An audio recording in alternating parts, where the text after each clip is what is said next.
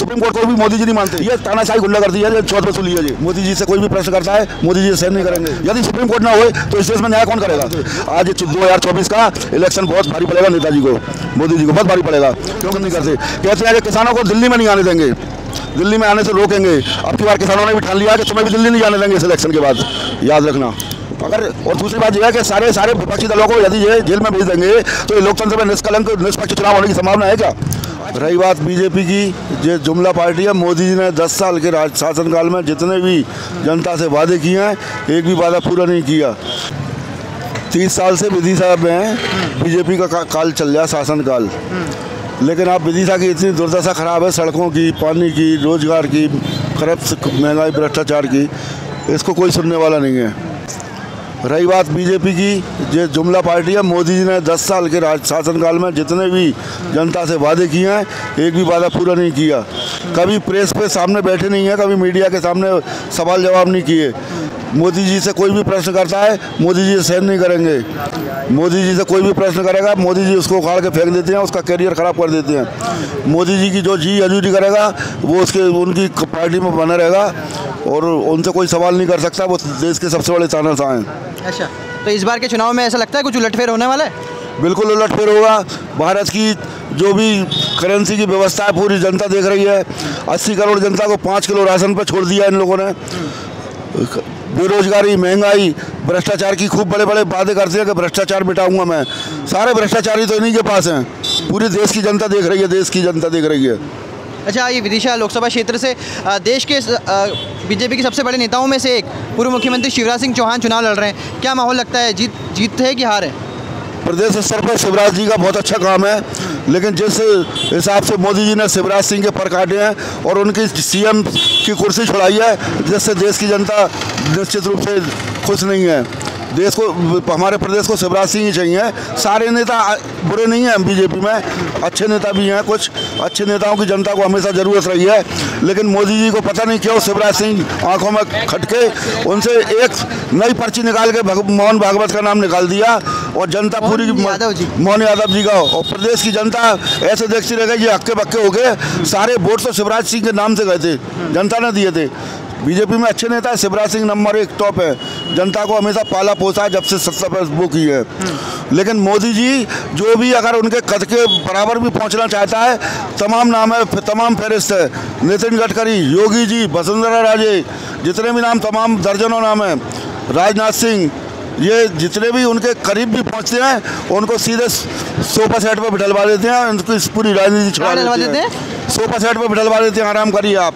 70 साल के बाद में जब इनकी पार्टी का नीति है कि किसी को टिकट नहीं मिलेगा, कोई चुनाव नहीं लड़ेगा 70 साल के बाद। तो मैं पूछना चाहता हूँ, मोदी जी के अभी 55-56 के ही हैं क्या? ये 70 के नहीं हुए क्या? क्या उम्र है मोदी जी की? मोदी जी 73-4 में होंगे। तो उन पर ये नियम लागू नहीं होता क्या? उन पर लागू नहीं होता। नहीं, मैं तो नहीं मालूम नियम ऐसा कहीं बनाया है कि लागू होता है, ये मुझे इसकी जानकारी। रखते हैं उनको 70 साल से ऊपर वाले को सलाहकार समिति में रखते हैं। ये सबको मालूम है, पूरी भारतीय जनता पार्टी को मालूम है, पूरे सबको मालूम है, नीति है ये। पूरी देश की जनता, दिल्ली की जनता जवाब देगी। 13 दिल्ली की सीट, 13 पंजाब की सीट और 7 सीट दिल्ली की। जब 20 सीट तो सीधे सीधे साफ हो रही हैं।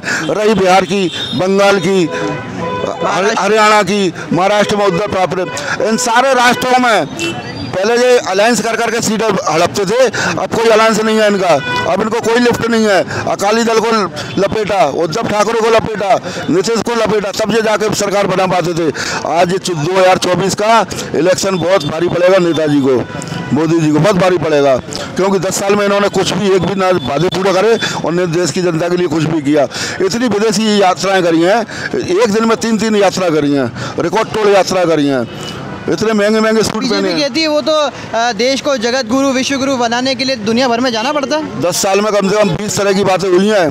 कभी कहते थे ये देश सोने की चिड़िया बनाना है, कभी कहते थे इस देश में 20 सिटी बनाना है, स्मार्ट सिटी बनाएंगे हम, 100 स्मार्ट सिटी बनाएंगे। ये सब झूठे चोचले हैं। अब मीडिया के सामने जनता पूछना चाह रही है और मोदी जी चुप से घूम रहे हैं। उनके बीजेपी के भी कई ऐसे दिग्गज नेता हैं जो इनकी नीतियों को बिल्कुल पसंद नहीं करते। कहते हैं कि किसानों को दिल्ली में नहीं आने देंगे, दिल्ली में आने से रोकेंगे। अब की बार किसानों ने भी ठान लिया कि तुम्हें भी दिल्ली नहीं जाने देंगे इस इलेक्शन के बाद, याद रखना।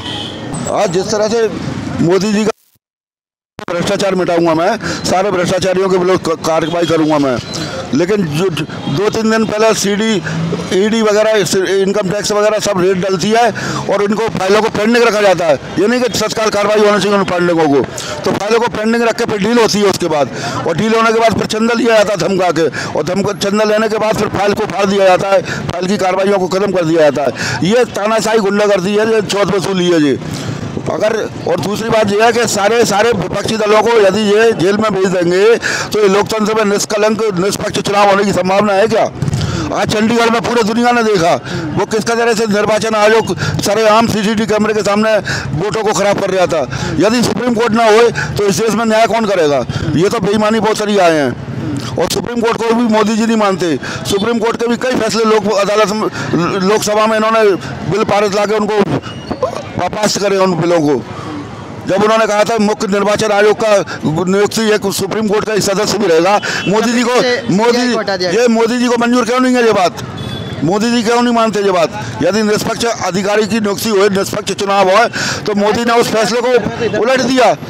मोदी जी नियुक्त, मैं किसी राजनीति में नहीं हूँ, मैं एक आम नागरिक हूँ, मैं किसी राजनीति में नहीं हूँ, न मेरा कोई वो है व्यक्तिगत, मेरे किसी से नहीं है। जो सच है वो मैं चैनल पे बोल रहा हूँ, सच्चाई बोल रहा हूँ बस केवल चैनल पे। धन्यवाद।